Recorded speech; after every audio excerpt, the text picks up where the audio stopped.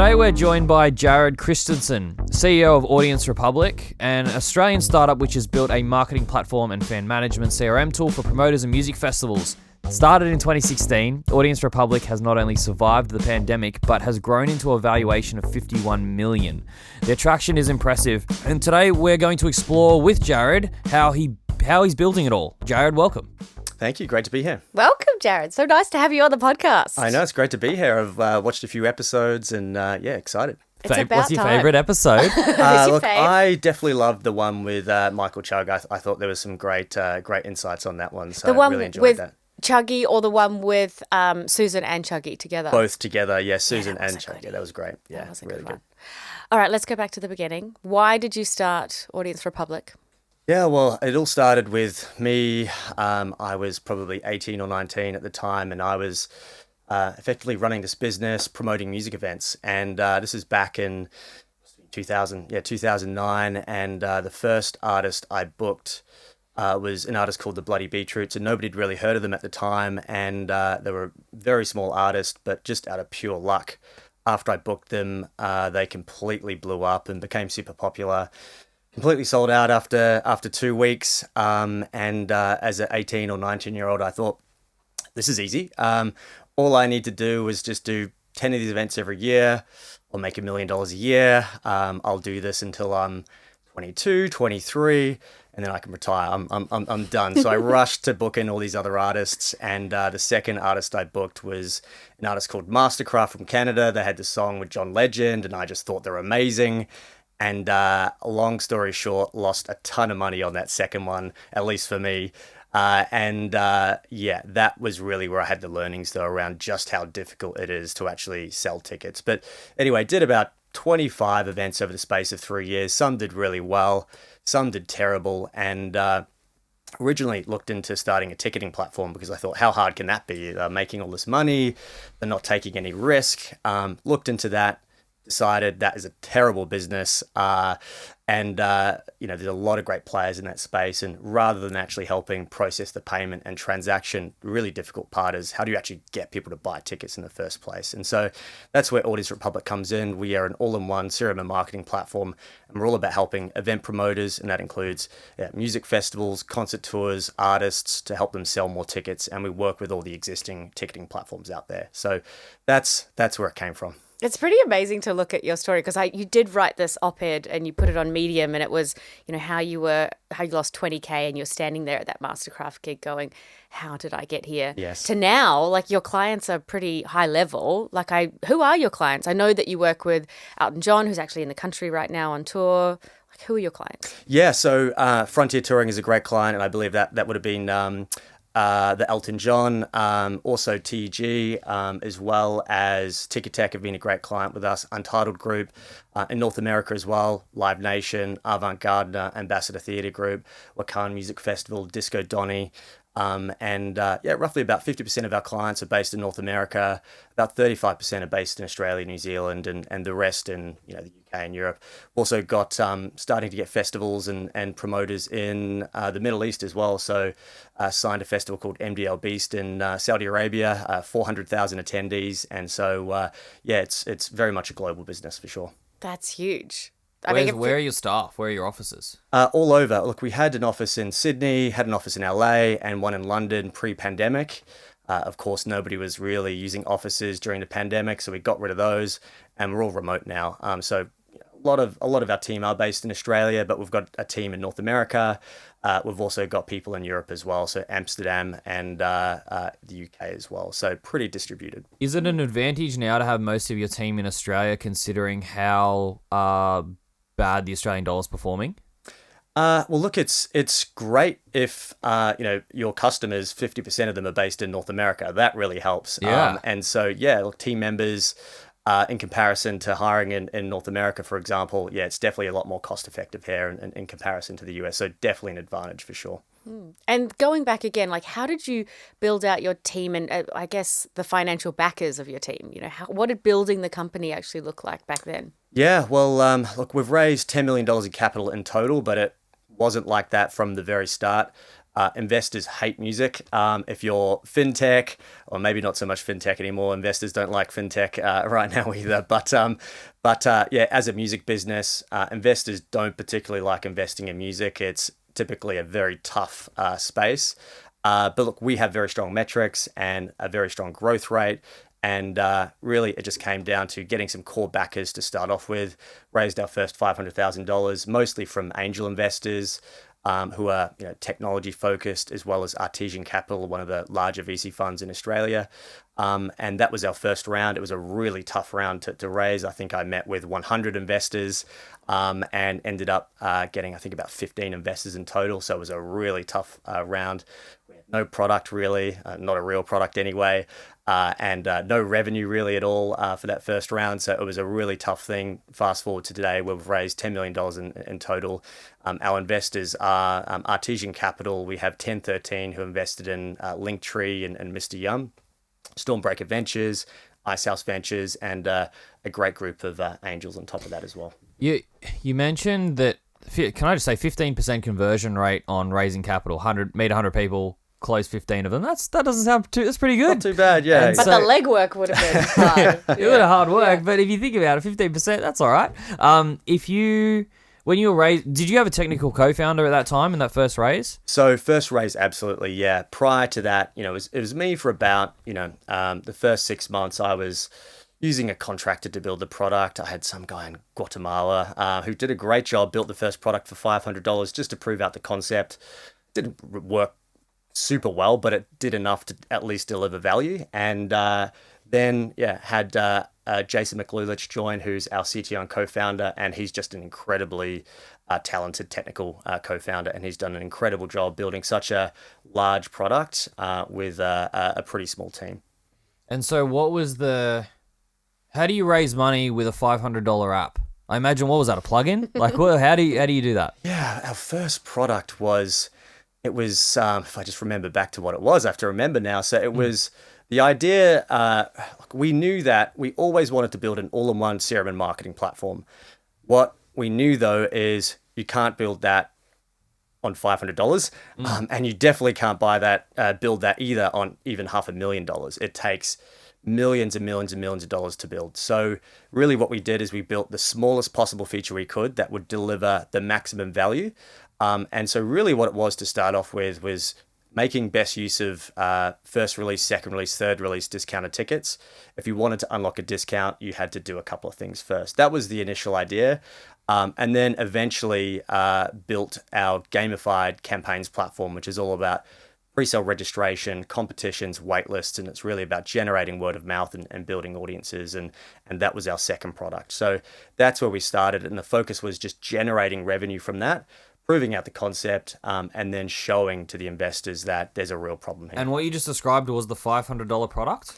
The $500 product was, unlock a discount by sharing on Facebook and maybe subscribing to the email list. That was the first product. So you built that thing for $500.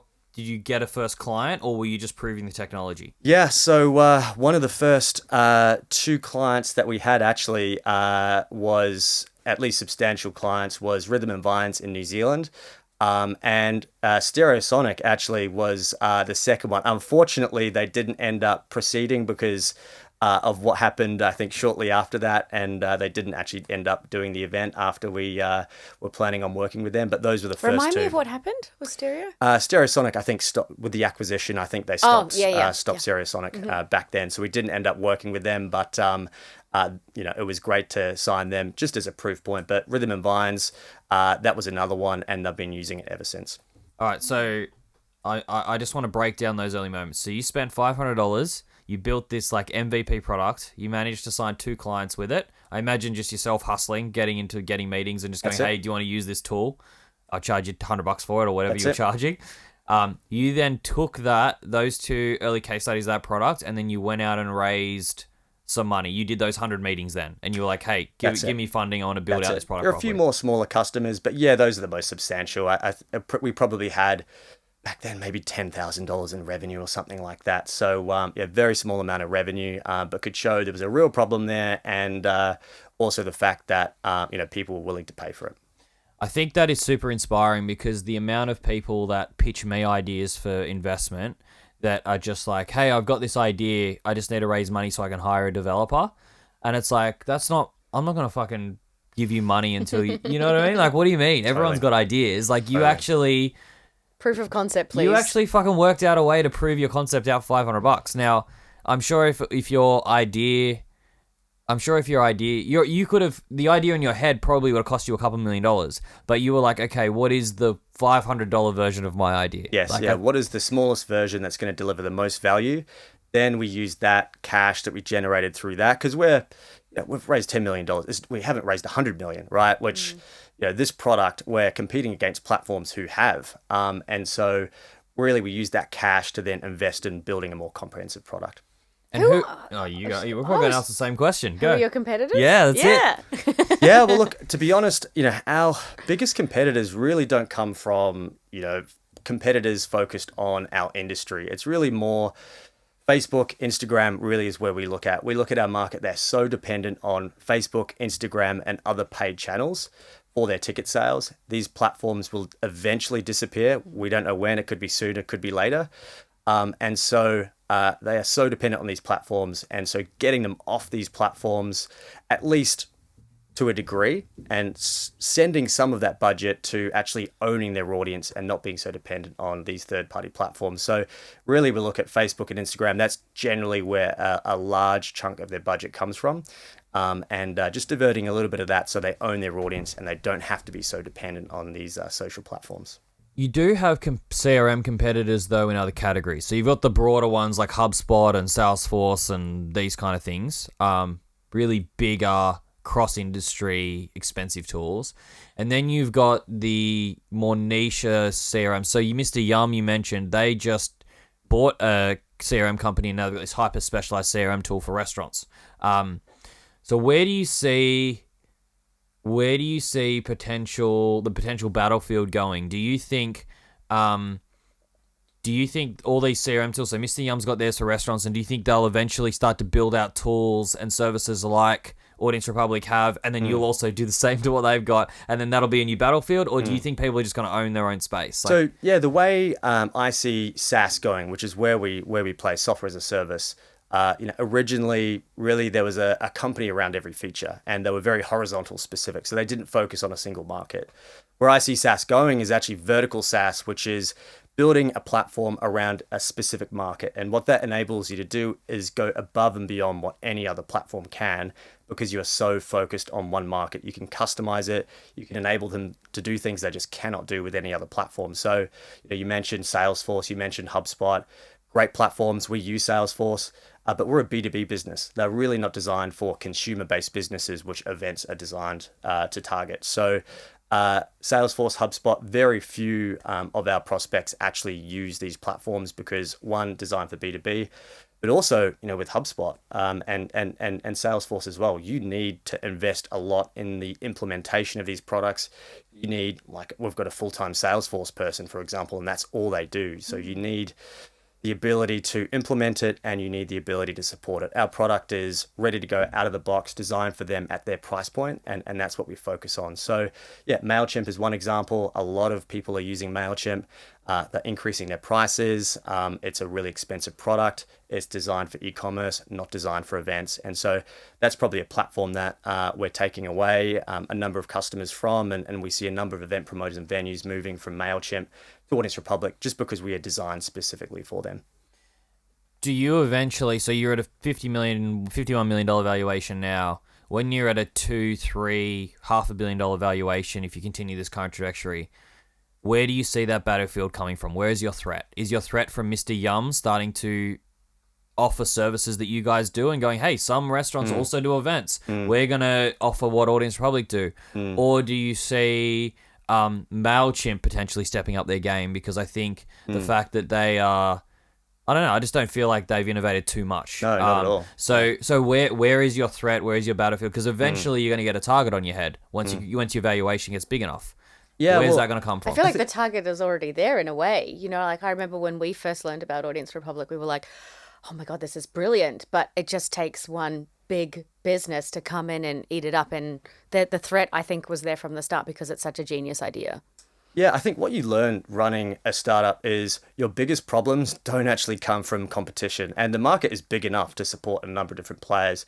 Your biggest challenges actually come from internal issues and you actually executing. And so, yes, I'm sure that potentially could be a problem in the future. And I think there's some great products out there. And it's always a challenge for us competing against these platforms who have raised hundreds of millions of dollars and ensuring that we have not only the same features as them, but better features.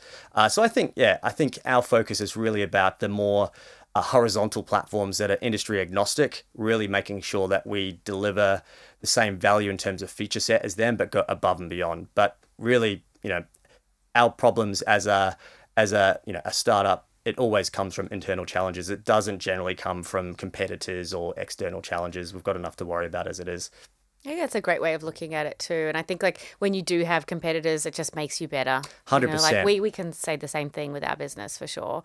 But, looking at your team, looking at, you said you had like a full-time Salesforce person. That's so interesting to me. But you were very public about how you had to downsize during 100%. COVID. Yeah. Like I read that you had to let go of a bunch of people. What was that like? Did you bring those people back into the fold? Are we post-COVID? Would you say we're post-COVID? Bloody better be.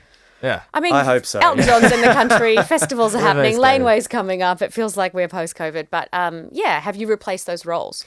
Oh, for sure. And then some. But look, going back to that COVID, that March 2020 is etched into, everyone's brains and that was a terrible time for everyone. I spent all of 2019 building a team. That was my core focus. I was going to LA every month.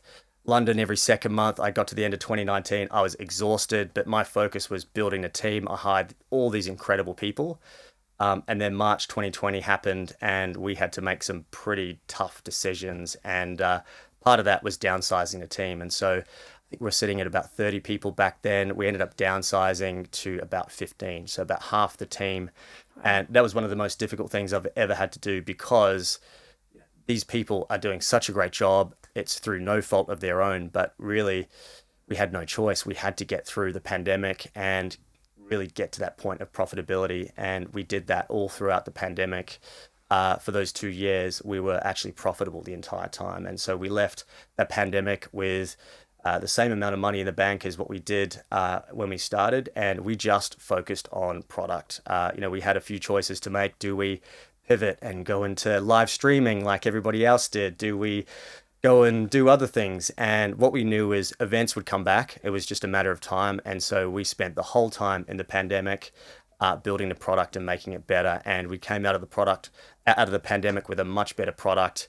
And that's really helped us today. So it was a bit of a luxury because you don't often have that, that time to actually just focus on product. So very challenging time, but there were a lot of positives that came out of it as well. Yeah. I'm always so interested, and this is probably a sensitive topic that maybe we can't talk about, but I'm always interested in how companies let staff go, especially when it's on a larger scale. Like I would say 15 people is, maybe not a huge scale like a Facebook or a Google, but it's still a process that you have to think about, right? So how did you do that? They're all in different countries. Did you go and do one-on-ones? Is it Zoom? Well, we couldn't even meet people in person, right? Be there. How did that work? Totally. So, it was something that we thought a lot to do it in the right way, especially, a challenging thing to have to do when people are doing an incredible job. You have a great relationship with them and, you have to make a really tough decision. So we met with all of them individually and it was over Zoom because we had no way of doing it in person. Either they were in a different country or a different city or even in Sydney, we weren't able to meet in person either. And so it was a really challenging day. We did it all in one day. And it was probably one of the longest days I've ever had, that's for sure. I love that you did one-on-ones though. I think that's important. Sure. Yeah, you have to, 100%. Yeah, very cool. And then I guess, what did you learn about live streamed events during the pandemic? We're still in the COVID chat. So what did you learn? Well, there was a lot of excitement around live streaming during the pandemic. Everyone thought it was going to be the next big thing. And there was a lot of live streaming happening. Interestingly, at the start of the pandemic, artists were not interested in charging for live streams at all. They, as artists, are very reluctant to charge for anything that isn't a album or merch. And so to do a live stream, they really were against it to start off with. So we started doing, a little bit of live streaming just to test the waters. And we did one live stream event, and I think there was about 200,000 registrations for that, and I think there was about 4 million viewers over the space of a week. And that got us really excited. And so we started doing a little bit more of that. But as we dug into it and as we saw how much revenue some of these events were making from live streaming, we looked into it and just thought, look, people aren't going to be watching live music when events come back on live streaming, and really just directed our focus back into our core problem, which was helping live events sell more tickets. And then have you noticed anything with consumer confidence? That seems to be a big buzzword around live events and COVID. Did you notice that consumer confidence did take a hit with people coming back and buying event tickets? And that was one of the things that Chuggy was talking about, actually. Hey, Luke.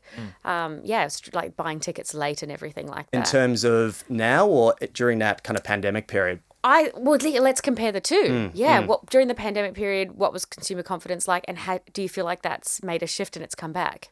Yeah, well, look, every country was different. We've got events in Australia and New Zealand. We've got events in the US, Canada, Europe. And to be honest, it was all fluctuating at different times during the pandemic. At one point, Australia was doing really well, and people, as we were coming out of the pandemic, were just buying whatever ticket they possibly could because they just wanted to get out of the house. They'd watched everything on Netflix and they wanted to do something different. And then, Australia then had that kind of lockdown towards the end of 2021. And then the US was just going incredibly crazy and huge amount of tickets being sold. Fast forward to, last year and this year, what we're seeing is big events doing really well. If you are Harry Styles, you are selling out no matter where you are. The more kind of medium events, they either are doing really well or they're struggling. And the smaller events, the same thing as well. With music festivals, we're noticing that multi-genre music festivals are struggling versus single genre music festivals are actually doing really strongly.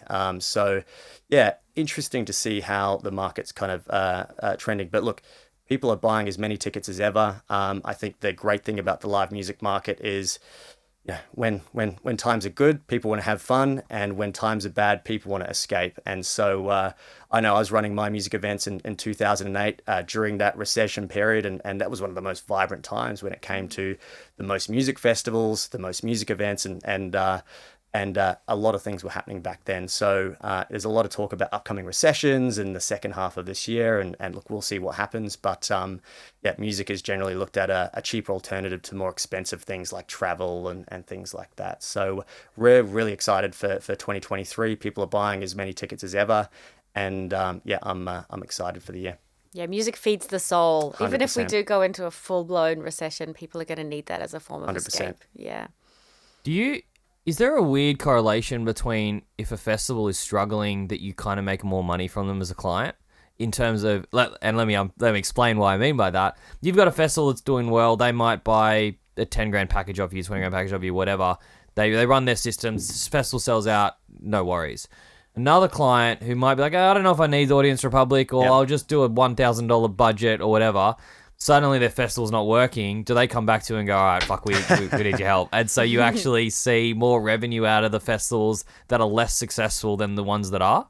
So the great thing about the SaaS model is we're not taking any commissions or percentages or anything like that. It is the same whether or not they're really struggling or not. And what we find is our platform, people who need help selling more tickets, it's a great fit for, but also those events that are going to sell out.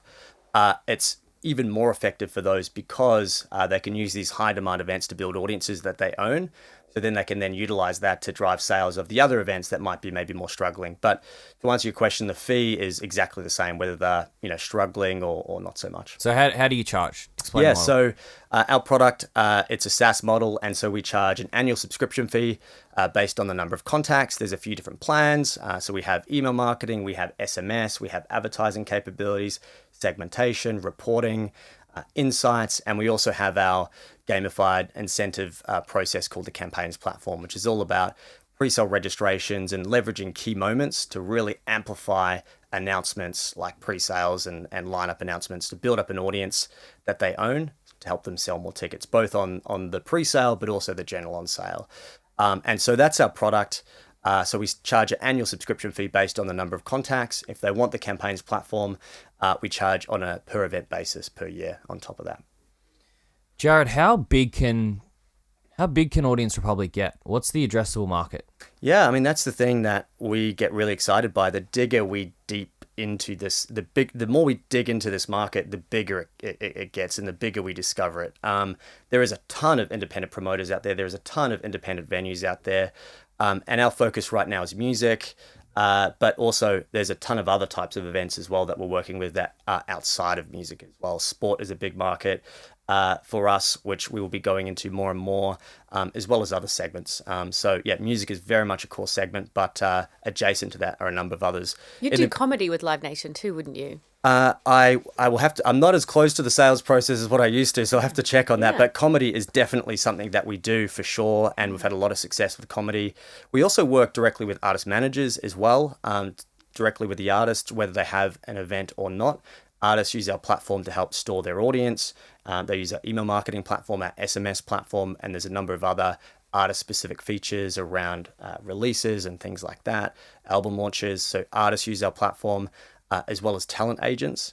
So those are the two kind of additional adjacent segments that we're focused on inside music. So given the fact that there is a big addressable market out there, how are you thinking about an exit? Are you looking at IPO? Like, what are your dreams? IPO, do you think there'll be a bidding war between Live Nation and TEG? Like, where do you see this company going when it's mature enough to be sold or list? Yeah, I mean, to be honest, there is no exit goal. I mean, the dream is, to be honest, what we're doing right now. I mean, every day we are building a product that we love. We are thinking about event promoters. We are thinking about artists. We are thinking about venues every single day. So we're not focused on an exit event.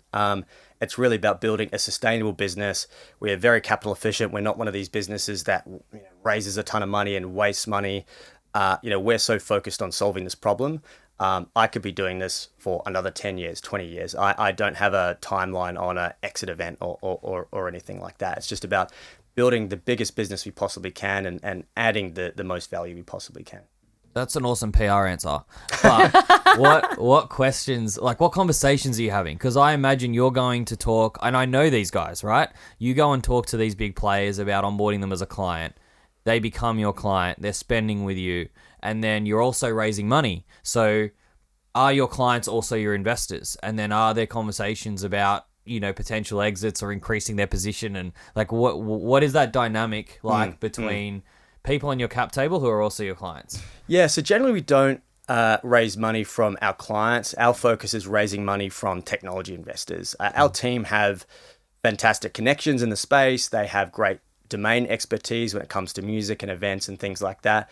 Really the biggest challenges we face as a technology business are scaling a technology business. Technical problems, go-to-market problems, all that sort of stuff. So our investors are all technology investors. They've invested in technology businesses, they've scaled technology businesses, and they've been there and done it before. And so that's our cap table. But yeah, we're not really... So you don't have people like TG or Mushroom or any of these guys as angel checks in the business? So we don't raise money from typically from our customers. Yeah, okay. So do you have any music industry people on your cap table?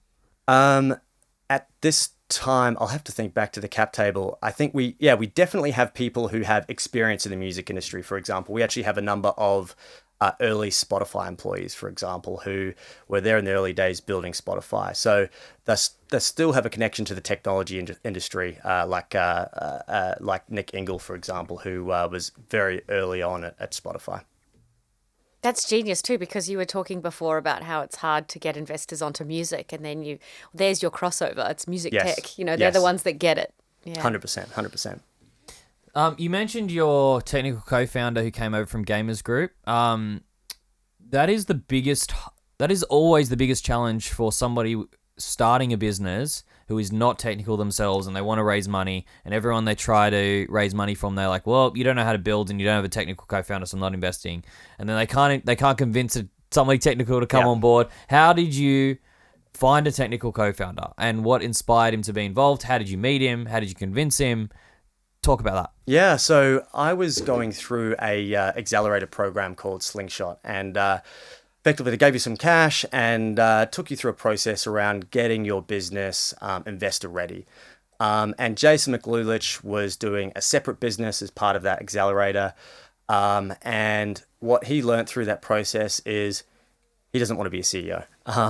And got to the end of that accelerator process, and he actually came up to me and said, "Look, I really just hate this CEO thing. I just want to be coding. Is that's what I love. That's what I want to be doing. I know that you need a CTO. What about, if I was your CTO?" And I said, "I'll think about it." Secretly inside, though, I was like, "Yes."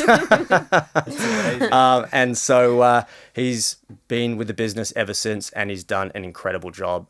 He is one of those people who has that technical expertise, but he can explain it in such a simple way. And so he's been instrumental in building our technology platform and scaling our product to where it is today. So yeah, no, I probably don't have any insights around helping somebody else find someone because he approached me, but yeah, no, it's been great. But it's a really important thing, I think, as a technology business to have a technical co-founder. Otherwise, it makes things pretty much impossible. Well, the insight for me there is that you took a chance on an accelerator, so that helps you network into that sort of scenario, which is super interesting.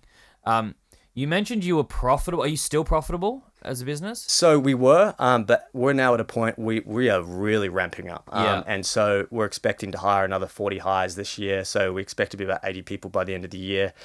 So we are ramping up. And as part of that, we are starting to invest capital and go to market in terms of engineering, in terms of product. And so we're going back into that growth mode after the capital raise that we did.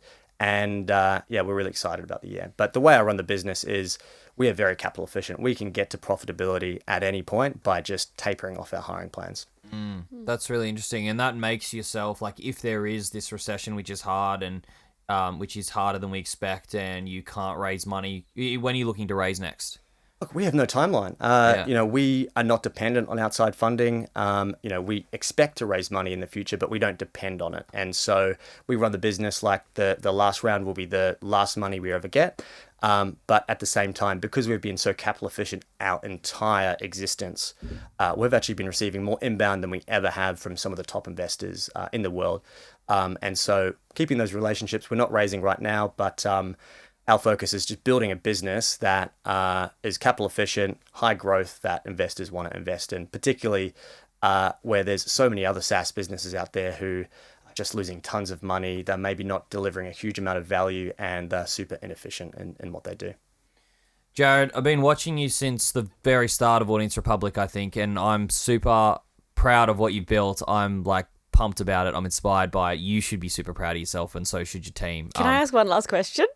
Yeah, go for it. Okay, so have you ever thought about going back to Mastercraft and going, look, I'm not going to lose 20K this time. Give me another shot. I know what I'm doing. Look, I don't know where Mastercraft is these days, but I have no idea. But look, I think, to be honest, running music events is more stressful than what I'm doing now. And I would never, ever want to be in that position again, putting up my entire life savings and not knowing if you're ever going to get that money back. So I'm going to leave that to the professionals. I'm not going to be doing that again. I think I'm going to be focused on helping them and helping them unlock their full potential as an event promoter and helping them sell more tickets. But I never want to play that game ever again, that's for sure. Lesson learned. It explains why every promoter you meet is always a little bit crazy. Like You have to be. You have to be for that job. It is like the most...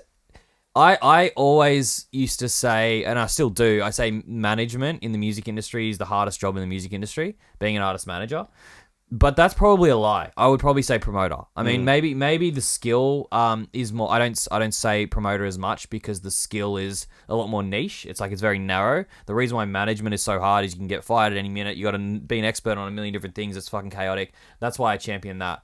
But I guess in terms of the stress level, the hardest thing is you've got one shot. And Yeah. you've got this narrow window. Everything has to work perfectly.